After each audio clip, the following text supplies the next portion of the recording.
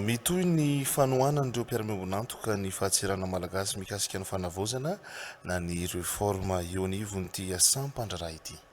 Novatsiny Amerikana amin'ny alalan'ny USAID vola ny fahatseranana ahafahana mampandeha ny fanavozana irosoan'izy ireo manohana ny fampiarana ity tetikasa ity ny firenena mikamana amin'ny alalan'ny PNUD hifantoka amin'ny fanaraha-maso ny entana sy ny mpandeha amin'ny zotra anabakabaka ity tetikasa ity ho ny tale jeneraly ny fahatseranana malagasy natomboka tamin'ny fomba ofisialy androany ny tetikasa mikandrembolasy sy arifidra kotomanala no mitatitra ny antsipitriany.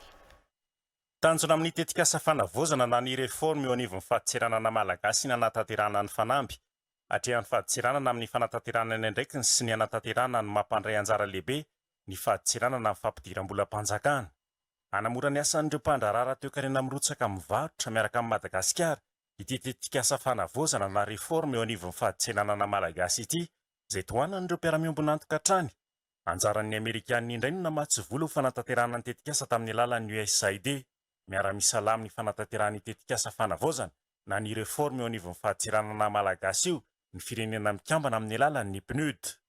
Ny tena zava-dehibe hiavaka amin'ity iray nitoraka ity dia fahafahana mijery ireo opération aérien rehetrarehetra.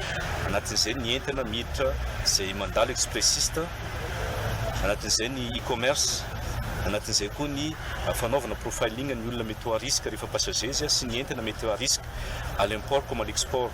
Zava-dehibe ireo satria ny fametrahana ny analyse de risque amin'ny cargo aérien, izany hoe ny entana miditra avy amin'ny avion dia mila famatorana satria mila avoaka entana matorana ny olona iray mandefa entana par voie aérien dia ilaina maika iny dia mila amoraina.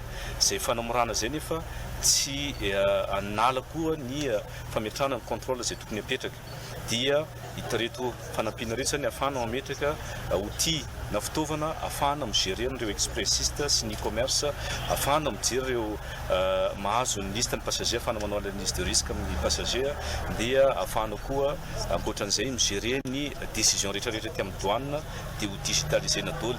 Na ny olona nangataka franchise io, nangataka valeur io, nangataka entrepôt na agrément en douane, nangataka prise en charge izay fifandraisana izay ho atao amin'ny fahatseranana ka amoahany fahatseranana fanapakevitra dia ho digitalisena dia manala ny fotoana lavabe izay hiampitany reny parafera be dia be reny amin'ny fomba amoahana ny décision.